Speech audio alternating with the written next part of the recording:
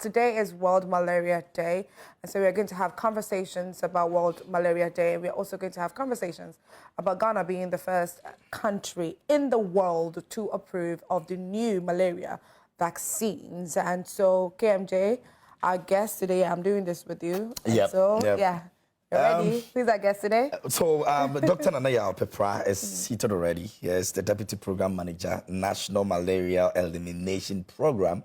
And he's going to make us understand where we stand, where we're going likely, you know, what we can do.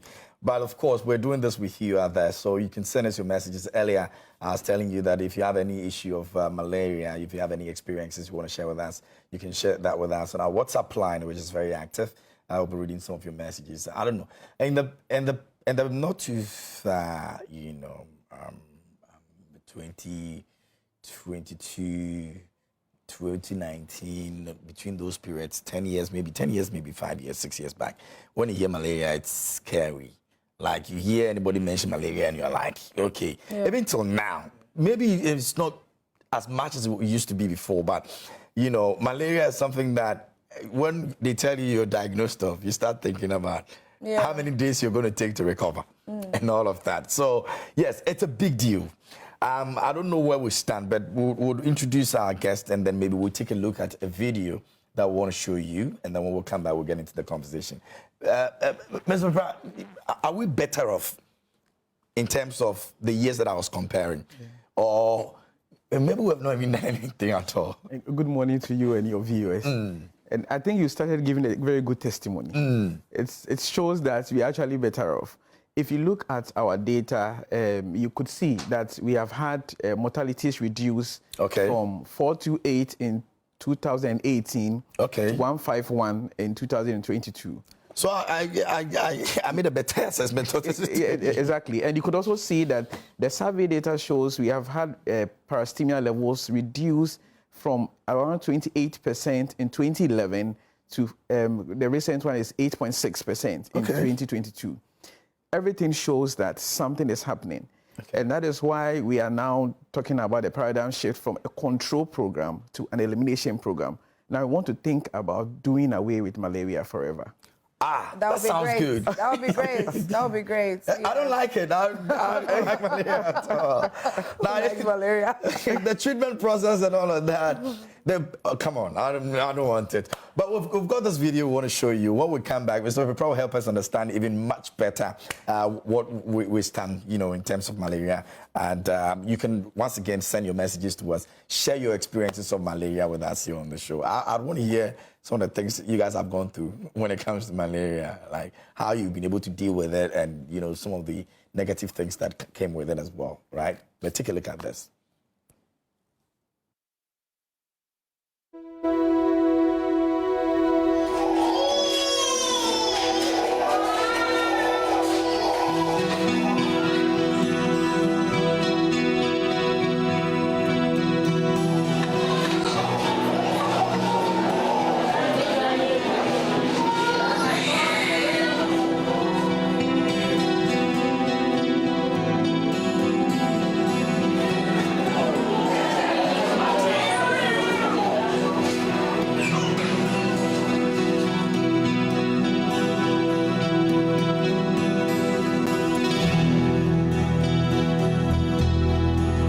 Is one of the largest killers of children throughout Africa. This is a treatable disease, it's a preventable disease, and yet families are struggling under the burden of this disease, countries are struggling under the burden of this disease. Asita Mahamuda is the mother of 3 children, 9, 4, and 2. She told us about her firstborn child, a boy who died. We visited a clinic to try and get treatment, but he didn't get any better. When I lost this child, I was heartbroken. I couldn't get rid of the pain. Still today, I have pain about my child. Soeba Abu also lost her firstborn, a daughter, to malaria at 18 months of age. Her second child, a son, died from malaria the next year. I have a new child and new joy now. But, of course, I'm afraid that this baby will be taken in the same way.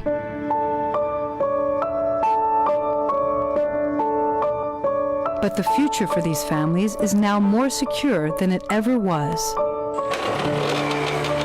To combat malaria, UNICEF has rolled out an unprecedented campaign in Ghana, distributing over 2 million treated bed nets to families with young children. Asita and Soweba and their children were invited to come to a health distribution center where they received a basket of life-saving services, immunizations against measles, polio vaccines, and insecticide-treated bed nets that cost UNICEF less than $6 each to provide. These bed nets will mean more healthy children in Ghana, and that means more energetic, productive kids ready for school and childhood, and happy, relieved mothers whose family budgets can now have money left over for important things like their children's education. I hope that mothers in every community get the same help as I did, because in many ways it reduced my burden and brought some joy back into my life.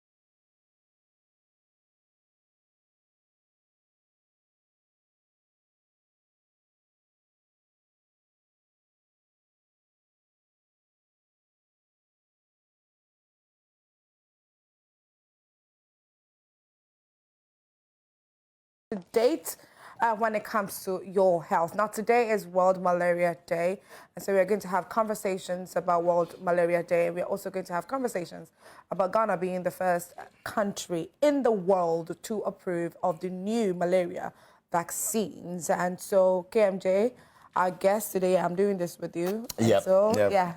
You ready? Who's our guest today? So, Dr. Nanaya Pepra is seated already. He is the Deputy Program Manager, National Malaria Elimination Program. And he's going to make us understand where we stand, where we're going likely, you know, what we can do. But, of course, we're doing this with you out there, so you can send us your messages. Earlier, I was telling you that if you have any issue of malaria, if you have any experiences you want to share with us, you can share that with us on our WhatsApp line, which is very active. I'll be reading some of your messages. I don't know. And the not too far, you know, 2022, 2019, between those periods, 10 years, maybe 5 years, 6 years back, when you hear malaria, it's scary.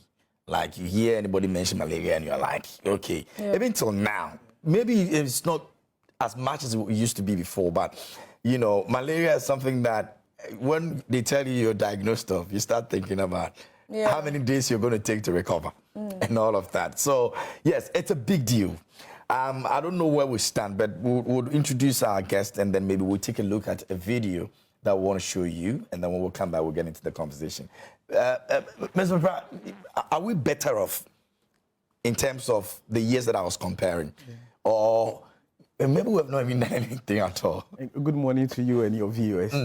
And I think you started giving a very good testimony. It shows that we are actually better off. If you look at our data, you could see that we have had mortalities reduced from 428 in 2018 to 151 in 2022. So I made a better assessment of this. Exactly. And you could also see that the survey data shows we have had parastemia levels reduced from around 28% in 2011 to the recent one is 8.6% in 2022. Everything shows that something is happening. Okay. And that is why we are now talking about the paradigm shift from a control program to an elimination program. Now, I want to think about doing away with malaria forever. That sounds great. good. That would be great. That would be great. Yeah. I don't like it. I don't like malaria at all. Like malaria. The treatment process and all of that.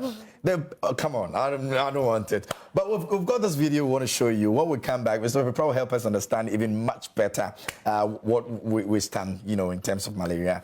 And you can, once again, send your messages to us. Share your experiences of malaria with us here on the show. I want to hear some of the things you guys have gone through when it comes to malaria, like how you've been able to deal with it and, some of the negative things that came with it as well, right? Let's take a look at this.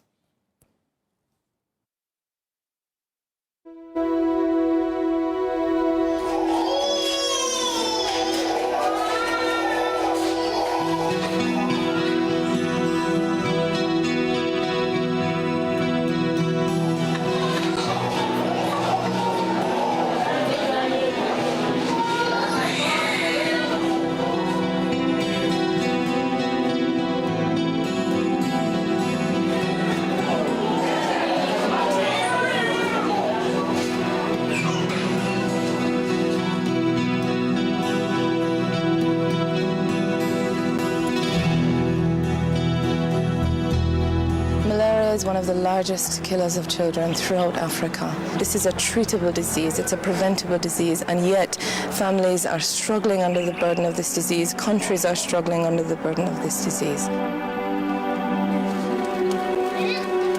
Asita Mahamuda is the mother of 3 children, 9, 4, and 2. She told us about her firstborn child, a boy who died. We visited a clinic to try and get treatment, but he didn't get any better. When I lost this child, I was heartbroken. I couldn't get rid of the pain. Still today, I have pain about my child. Soeba Abu also lost her firstborn, a daughter, to malaria at 18 months of age. Her second child, a son, died from malaria the next year. I have a new child and new joy now. But, of course, I'm afraid that this baby will be taken in the same way.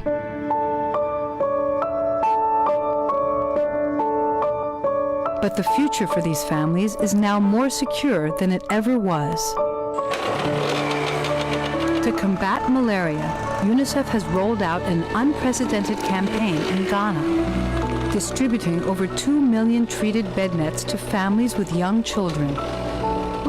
Asita and Soeba and their children were invited to come to a health distribution center where they received a basket of life-saving services, immunizations against measles, polio vaccines, and insecticide-treated bed nets that cost UNICEF less than $6 each to provide.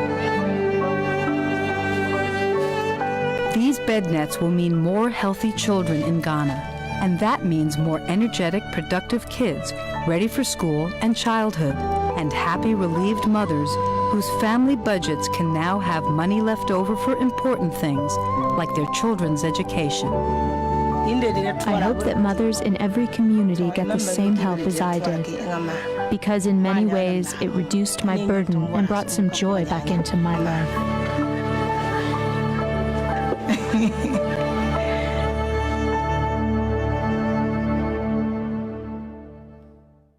Whatever it takes to save a child. And I'm excited about the steps that we are taking currently to completely do away with malaria here, especially here in Ghana. Africans, we suffer the most. We suffer. We are the ones, in fact, who are going through this.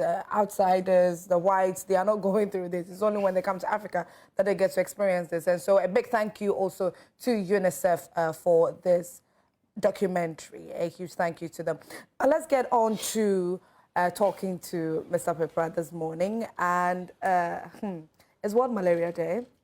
A lot of things have gone on. A lot, I believe, currently Ghana has approved, the vaccines, the malaria vaccines. But today being Malaria Day, what are some of the things that you and the entire group are embarking on today? So rightly, as you said, on 25th April of every year, we commemorate World Malaria Day. It's a global thing. This year, the theme for the year is time to deliver zero malaria. Time to deliver zero malaria. Okay. I mean, so it's just the elimination agenda we are still talking about. And we believe that that can be achieved when we invest, when we are innovative, and when we implement. And so that is the theme for this year's commemoration.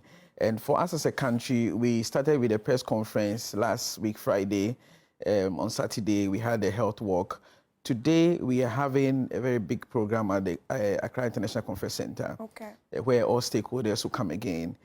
I did mention that last year, it was a unanimous decision that we have to shift. We have to now start looking at elimination. And that is based on data. The data we have available shows that we have made progress. And this progress has come because we have had a number of interventions we have put in place. Some are preventive interventions and some are case management interventions. Preventive interventions, like you saw in the video, sleeping under nets. Treated nets, it's one of the very, very good interventions we have. If you sleep under the nets, the mosquito will not be able to bite you. And because there are chemicals in the nets, they are able to knock down the mosquito. And that decreases your chances of getting malaria. We also have interventions like what we call the indoor residual spraying. And remember that the nets are given out for free. Every 3 years, we distribute nets across the country for free. If you're pregnant and you go to a health center and register for the first time, they will give you net for free. If you take your child for a measles 2 injection, they will give you net for free. So we want to ensure that people in the country have access to free nets, and these are treated nets. I was talking about indoor residual spraying. This intervention is done such a way that we spray the interior rooms of where people sleep, and it's just about the behavior of the mosquito. After biting, they go to rest on the walls. So when they rest on the walls, they imbibe the chemicals on the walls and they are knocked down. And so but this intervention is very expensive. So we do it in areas where malaria burden is very high. So usually in the northern part of Ghana, and I think some parts of Ashanti region, we do this called, Ebuasi specifically, we do this intervention. We also have another intervention called larval source management. The mosquito that transmits a parasite that causes malaria, when the egg is laid into a breeding site, it develops into what we call the larva stage, then gets into the pupa stage before it becomes the adult mosquito that moves around biting people. So if you want to deal with the mosquito, you can deal with the adult stage, or you deal with the baby stage of the mosquito, which is called the larvae. So apart from dealing with the adult, we also deal with the baby stage, where we apply larvicidin across some areas in Ghana. Aside these preventive interventions, of course, you mentioned the vaccine. The one you're talking about is R21. The clinical phase 3 is just about ending. I'm sure the data will be shared very soon. But it's showing some promising signs. Efficacy is very high. But let's note that we already have RTSS vaccine. We have been implementing that since 2019. And that is being implemented currently in about 93 districts. So of course, if we have R21, it's going to add on to what we have, and we're going to have it in most of the districts across the country. So wait, so in this case, would both have to be taken? No. And if you take the first one, there will be no need to take the second one. How does it work? I mean, it's just like the COVID vaccine. You had different COVID vaccines then. So you could take type A, another person could take type B. But we just know the efficacies of the various types. And so stakeholders will have to agree which one we are using in which district. And you note that we have always said that the tool is not just about vaccine. We have other tools. So let's combine vaccine with nets, sleeping under the nets, intermittent preventive treatment in pregnancy and all the other interventions, and then we win the fight. Right. In terms of the public support when it comes to the elimination program that we've got into now, Doc, are we seeing the public helping? Because, I mean, at the end of the day, if you give somebody a net and the person is not using it, you can't go and force the person in their homes. If you're giving somebody a medication or maybe even spraying, or you give the person the spray and the person does not even spray the room in the first place, we'll still have a problem with that. So elimination will be difficult. But what are we doing to ensure that the public gets to understand where we are? This is the statistics. This is how we're looking. if we do better, we can get better. Yeah. I mean, you are right. We cannot eliminate malaria without individuals owning the fight. You know, so we need to get everybody on board to agree that this is the opportunity for us to eliminate. I mean, how do we do it? Through people like you. You know, if you help us engage the people, telling them what the right information is, sleeping under the nets, all the interventions available, and getting them to believe. I'm sure you have a lot of followers on social media. Yeah. Get them to buy into the agenda and then do the right things. We also do a lot of community engagement through our NGOs. We do engagement through the religious leaders. In fact, today's meeting, you're going to have the Office of the Chief Imam, the Christian Council. All of them will be coming. You know, because we believe that this thing cannot be a Ghana Health Service thing. It has to be the whole country, and individuals have to own it. Yes, over the years, we have issues with people not sleeping under the net. Yeah. If you look at the proportion of those who own nets as against those who use it, there's a big gap. So we tell people. Some even gladly receive it. Using it as the problem. The person will make you understand that, oh yes, I need the nets. Some fight for it. But the excuse that they usually give is it causes more heat. People have come out with that too as well, you know. But these are people who gladly took it for whatever reason it was. We try to analyze the data on this, and it's true. One of the reasons they give is that we heat, and we tell them that we have types of nets. We have what we call the polyethylene nets and the polyester nets, right?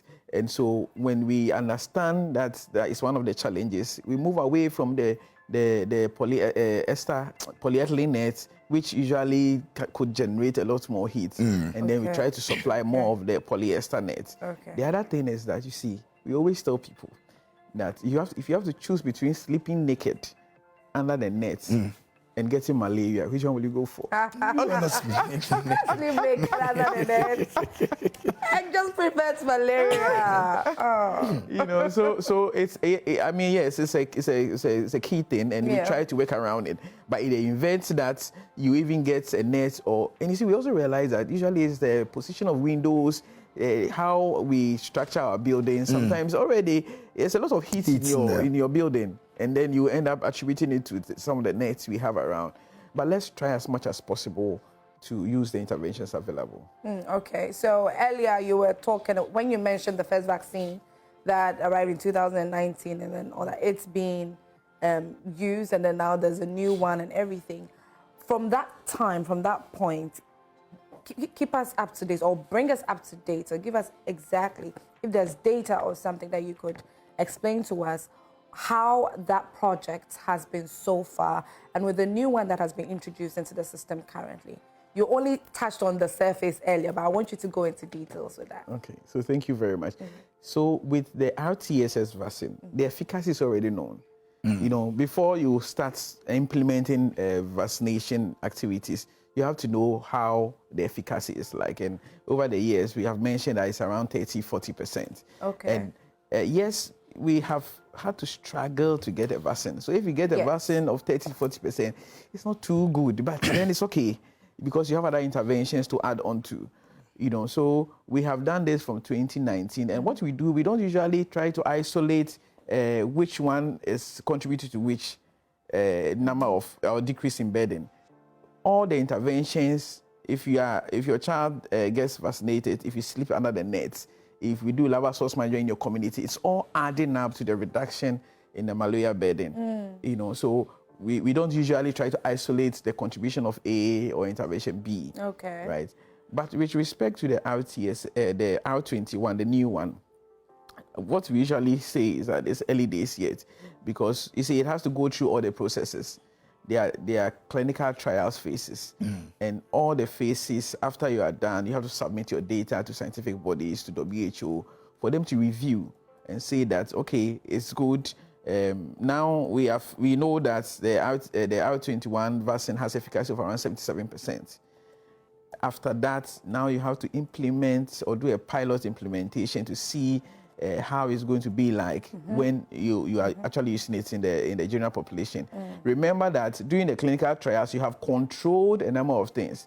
But as you try to implement it in the routine system, you won't control anything. Right. So it could even affect your efficacy. But of course, it's good, it's looking good, but it's early days, yes. At the program level, we have to wait for all the approval processes to be done. The stakeholders will agree that let's start implementation before we start. Okay. So for now, it is RTSS until we have approval processes completed. Right, okay. And let's come to demographic areas or groups that are more affected here in Ghana. So if you look at the survey data from Ghana Statistical Service, you realize that the parastemia levels in Greater Accra is the lowest, 2.0%, and OT region is now the highest, 15%. In the previous survey, which was 2019, Greater Accra was still the lowest, 2.4, and the Western block, it used to be Western region, now it's Western, North, and Western, yes. That was the highest then, 27%. And what we do as a program is to look at the data available and then put in targeted intervention. So in the Western block, during the mass campaign, we deliberately put in a very high efficacy net called a dual net. And you could see that after that, there's a huge reduction in parastemia levels from 27% to 9% in Western region and 4.4% in Western North.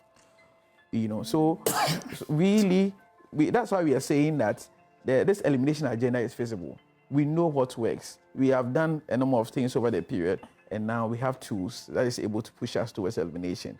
So with respect to demographics, as I said, Greater Accra lowest, OT highest. The northern part of Ghana, Upper East, Upper West, follows OT.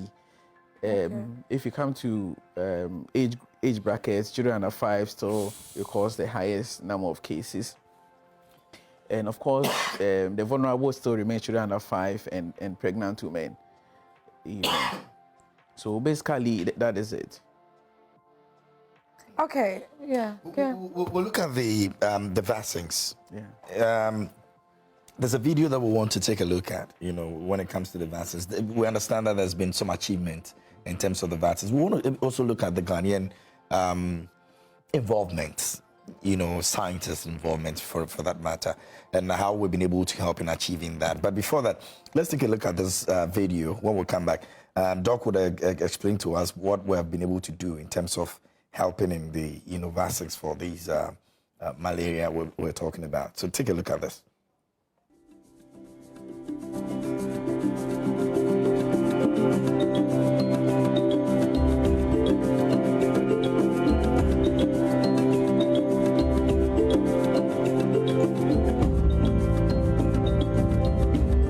Almost every person who lives in Ghana has suffered an episode of malaria one way or the other.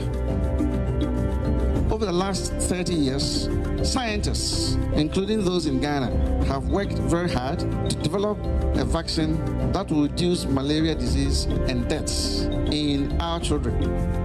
It is now my singular honor and privilege to declare the malaria vaccine implementation program duly launched. That has been long awaited.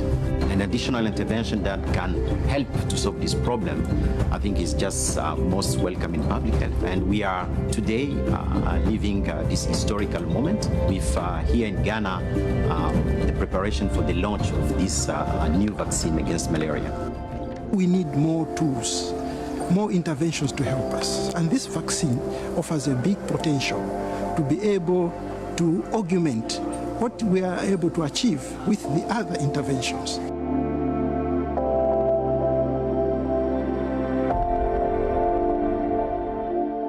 I've seen firsthand what malaria does.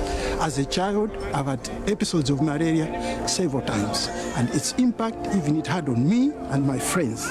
I've lived it. So I know the benefits firsthand of what a vaccine could do. Pacho onya malaria no eya na ne ho ado na woman aduane so a no ndi na esu kwa nti e ba sa na me so me ha hai me tete aduana do amenda me sense na me de towel agum na me de apepa no ho saa nti aye saa krampo no sika me didi me dwane na asai me so ma adum na metumi aye adwuma wo se me e ba saa mentumi ye hwe me nkwala ya mo fie kwa me nya kwan no aduane ma ompo na omo adi. Malaria costs a lot to families. Loss of job, loss of man hours, and if the child has malaria, he has to be going to hospital in and out. And this is something that nobody has quantified. Pacho, I am any just say, Moya or doggy, a drew baby, and collar, no moya apomidi, so moya apomidia, and my Yasuya who turn yet to me, a Jumanian Scadish and Collan, so moya lying to me, yet many scam French on. This means a lot. Anything which will reduce malaria fatality is very dear to the heart of every mother and every father. This is a very special moment and a historical moment for malaria, for vaccines, for public health, and I really congratulate the Ghana Ministry of Health at taking this bold step forward for malaria.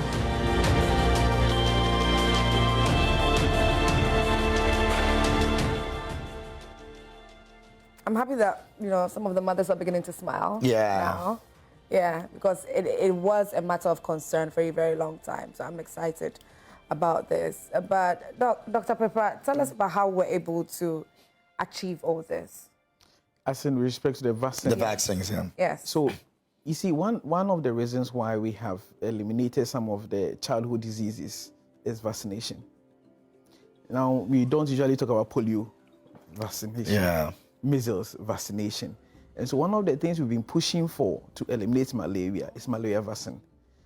And our scientists here across the world have been pushing. In fact, the RTSS and the R21 vaccine has been in the lab for almost 30 years. Wow. Because you have to try and mimic the nature of the Plasmodium parasite. Because when you introduce the vaccine, your body will have to now program the antibody surge that, okay, if you see this thing, fight it. Be able to fight. Yeah. So then it means the scientists will have to take a close look at how the parasite looks like, which area should we target to let the body know that when this thing enters, fight it. So it's been a long battle, and it's not been easy. But rightly, as was said, Kintampo Research Center, WAGBIP in Legon, Noguchi, they've all been part of the process from RTSS and even with this current one. So I think that our scientists are doing well. We hope that we'll get this the R21 one come out to be of a very high efficacy, and we will all be free of malaria very soon. Is it a one-time vaccination? No. So, just as the RTSS was for 6 months, you take the first injection 6 months, 7 months, you take the second one. Okay. Then 9 months, you take the third one. Then 12 months later, you take the fourth one. It's going to be similar. Okay. Now let's talk about the vaccine manufacturing plant. Sorry, come again? The vaccine manufacturing plant. Okay. Yes. So that is not in our area. Okay. Yes. We are specifically under Ghana Health Service. Okay. So as I keep on saying, this is early days yet for us. Yeah. We are waiting for stakeholders to agree. When they produce, they sign, we tell, okay, take them here, take them here. Okay. Right. So when the news came out that Ghana is the first country to approve of the new vaccine for malaria, later we heard that there's a new breed of malaria. A mosquito. Of mosquito. Yeah. Anopheles was Stephensii. Okay. Yes. Kindly tell us about it, because we are not really hearing anything afterwards. It's like the news just broke out once, and that was it.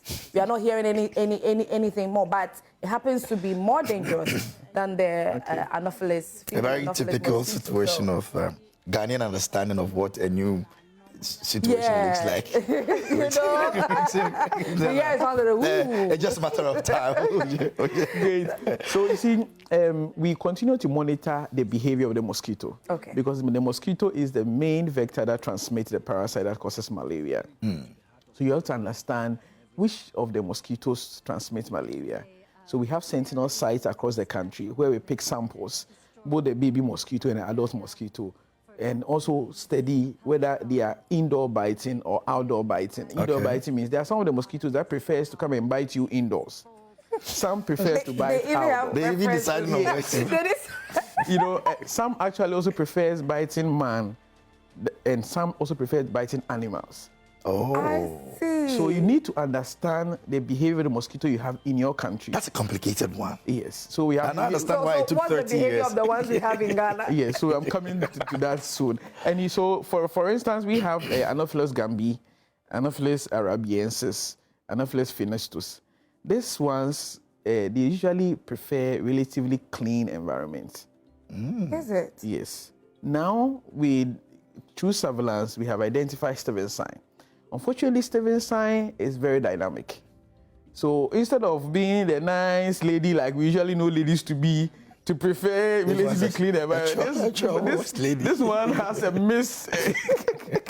You know. So now, instead of focusing on just controlling relatively clean environments, now this one is able to breed in really dirty waters. Wow. And what it means is that it has the probability of increasing in population faster than the ones we knew. And that is why we are saying that we have to be careful. And it's also known to especially grow in urban areas. You know, because urban areas, you have all this mixture. Yeah. Some are just dirty waters. Some are so clean. You know, so, and also we know that Stevens sign has some insecticide-resistant issues. Some of the insecticides we use, sometimes they are resistant to them. You know, so that is why we needed to talk about it. But the strategy to manage Stevens sign is the same as the ones we've been doing. So it's the same environmental management, larval source management, sleeping under the net, using repellents, is the same strategy. But you just said that there some insecticides, you know, the Stevens sign would be able to resist them. Yes. So that's why there are preventive stuff first. Okay. And then even when insecticides are resistant, we have, I mentioned the dual or the new generational insecticides. Okay. Those ones, usually they are not able to overcome them. Okay. You know, but so as the mosquito changes its behavior, we also try to outsmart the mosquito by introducing some chemicals that the mosquito is not used to. You know, so yes, Stevens sign is dangerous, but the tools are there to manage it. All we have to do together is to agree that we don't want to encourage breeding sites. So wherever you are, don't encourage dirty waters around, having containers around that is not covered, or digging pits, not covering the pits and all those things, gutters, dirty. Yeah. So we have to agree as stakeholders that yes, Stevens sign is around, but we can manage it. One thing that actually I want to know personally is if I spray in a room, for example, at what point does the mosquito get in contact? Does it die on that spot, or it takes a while? And do I need to stay and monitor that they are dying? Because or do you need to spray a lot in the room? I don't even know the amount that can kill the mosquito in the first place. Exactly. You know, sometimes the dynamics are just a bit somewhere. Some people would spray and then they'll close the door, come back in about 10 minutes or 5 minutes. And they understand. And open windows and go like, so they, you know. And sometimes you don't even know the efficacy of the spray you're using. Yeah. Whether it's able to even kill the mosquito in the first place or make them hide somewhere. Yeah. It looks like you have all the information. You see, because I got about 20 different sprays. Noguchi did a study on the mosquito sprays we have, the coils, and how effective they are. The truth is that some of them are not effective. No. Yeah, so because the idea really is for some of them to repel, some also are able to kill. So, and these are chemicals. So usually when you spray, you don't want to stay in the room when you spray it, because you're going to inhale the chemicals and it's going to affect you. So as for us, we try to push anything that is going to repel mosquito or kill mosquito, but we are not in charge of getting the standards. I mean, this one you're talking to FDA. They are in charge of all those things and ensuring that the product you have in the market is of high quality. So yes, some may work, some may not work. And even those that work may necessarily not be killing, but will just repel. which is good because then you don't get bitten by the infective female anopheles mosquito and don't get malaria. If it repels the mosquito, or for example, if a mosquito goes, maybe when I spray and then the mosquito goes off, how long does it take for the mosquito to resurface again? Or because it's not